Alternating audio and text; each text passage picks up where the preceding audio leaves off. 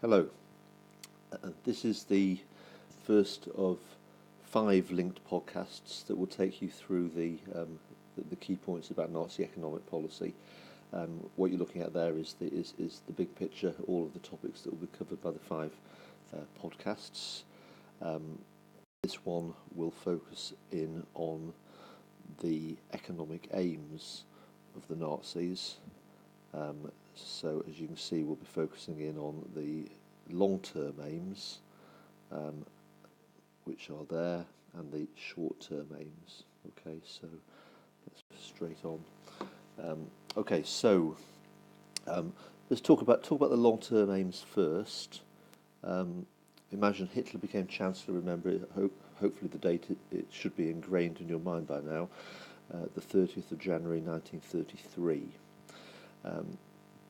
He would have asked himself the question, right, what do I want to achieve and how am I going to achieve that? So in answer to the question, you can break that down into short-term goals, those aims that he would want to achieve in the first 3 years or so, and then longer-term goals, which will be his eventual plans. Now, in terms of his real long-term goals, ultimately the answer is he wanted to prepare Germany for war. Okay, so I'm just highlighting that word there. In particular, for war, for living space in the East, and to achieve living space, he would have to basically attack Poland and then attack Russia. Okay, because they were the 2 big neighbouring countries in the East.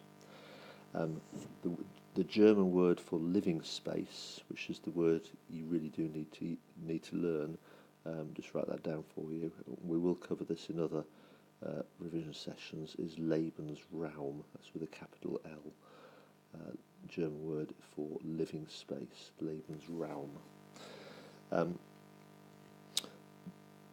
The reason he wanted living space was basically for racial reasons. He believed that the German people were a master race and they had the right, as a superior race, to occupy the huge amounts of land in the East that were occupied by the Poles and by the Russians. That was his long-term plan. Now, clearly, to wage war, he's going to have to rearm Germany. So just focusing in on that. Now just remember that in 1933, the army that Hitler has got to use is only 100,000 men. The Treaty of Versailles has restricted the German army. Now that is nowhere near strong enough to launch a war of invasion against Poland and Russia. Add to that, obviously, the terms of the Treaty of Versailles apply. If Germany acts aggressively, then the French and the British, who've imposed the Treaty of Versailles on Germany, will basically attack Germany. The French army, for example, was 7 times bigger than the German army. The French army was 700,000 men.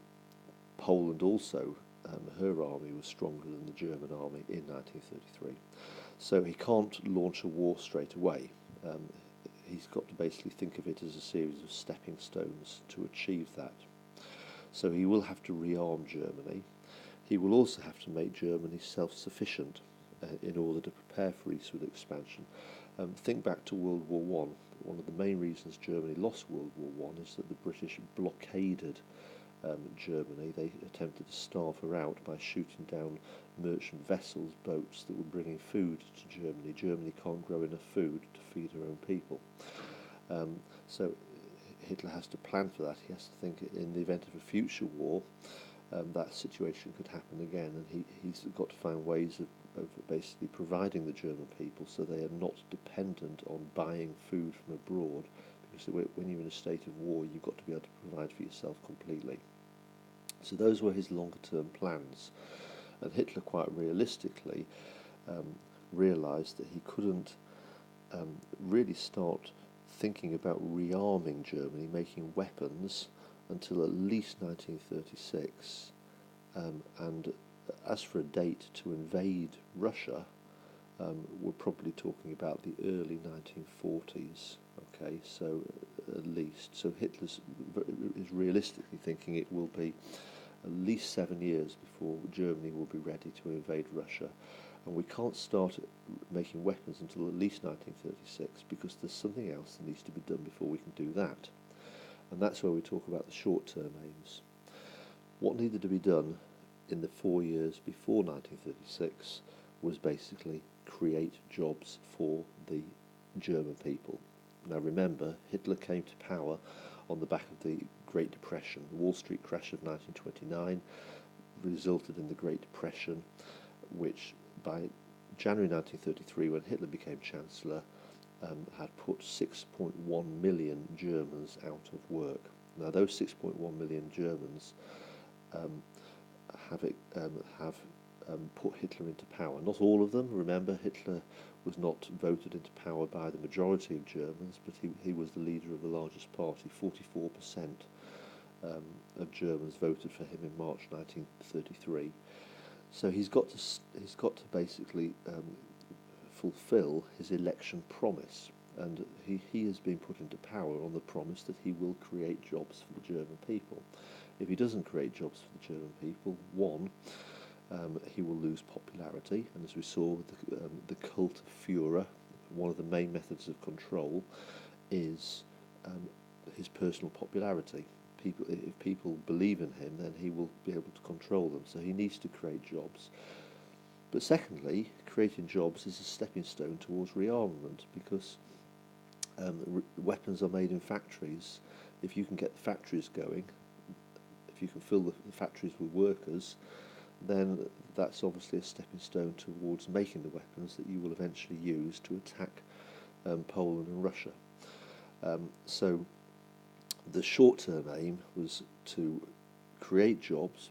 He also had to be very conscious of the fact that he needed to produce consumer goods. It's no good giving people jobs if they haven't got anything to spend their money on. The reason people work is they want to be able to go out and spend their money on a little bit more than just the basic luxuries, the basic commodities such as food and clothes, something else. They want to go to the shops, as we do nowadays. Now, Hitler,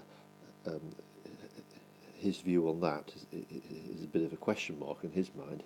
He doesn't really want the factories to be making consumer goods to keep the people happy. He wants the factories to make weapons to go to war. But nevertheless, if he's going to create jobs, the economy has to produce a certain amount of consumer goods so that the people are happy. Again, having popular support is a key thing for Adolf Hitler. So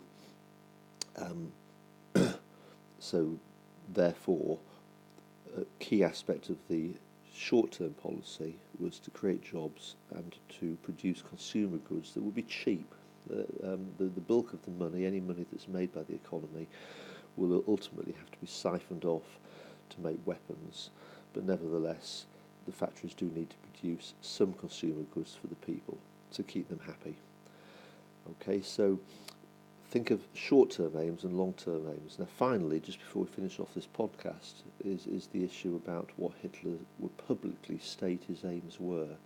And I think it's really important to understand those long-term aims were basically secret. Not to everybody. The close Nazis that surrounded Hitler, people like Goebbels and Goering, right from the beginning in 1933, they knew that Hitler was intent on war. They knew that what he wanted was to wage war against Poland and Russia for living space eventually. But Hitler didn't want the German people to know that, for a very, very obvious reason. The German people were not Nazis, remember.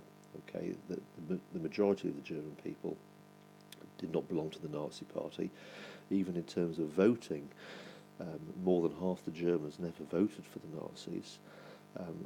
Most German people were like you and I, were basically people who respected peace.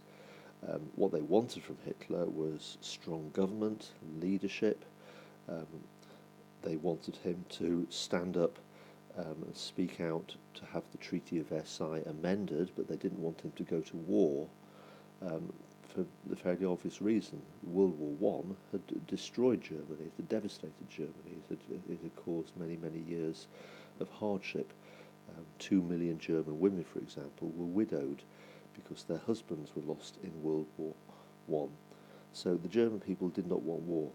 So the whole thing about the longer term was kept secret. So when Hitler in 1933 took power, he very much focused all his messages on the short term, but he spoke about the short term aims, creating jobs, giving you consumer goods, as if they were his long term aims. Okay, so he didn't speak beyond to his real long-term aims. He didn't speak about living space and things like that. He said, I will stand up and be a strong leader for you and fight over the conference table to have the Treaty of Versailles amended. But he never said that he planned to go to war. He was very clear about things like, we will crush communism, we will create jobs. Those things made him popular. But to talk about wanting to go to war would have damaged his popularity, so he didn't speak about those things. And that included to the man that he put in charge of the economy.